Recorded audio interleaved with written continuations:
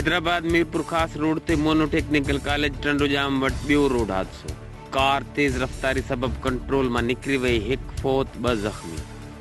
Update क्यों पावा कि टंडोजाम में हैदराबाद मीरपुर खास रोड ते कायम मोनो टेक्निकल कॉलेज वट मेहरान कार तेज रफ्तारी सबब कंट्रोल में निकरी वण सा टकराइजी वही। हादसे सबब टंडोजाम मोहम्मद वासी यासीन ज़ुएब वल्द मिर्जा टालपुर थड्डे ते फौत थी वियो, जॾहिं संदसि 2 दोस्त सैयद एजाज शाह ऐं अवैस सख्त ज़ख्मी थी पिया।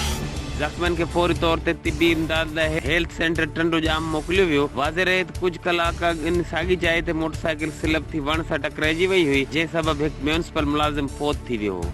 टंडोजाम में 2 धार रोड हादसनि में 2 ॼणा फौत, 3 ज़ख्मी। रिपोर्टर मुंसिफ अहमद टालपुर सां गॾु अली जाफ़री सोलंकी, HRJD न्यूज़, हैदराबाद।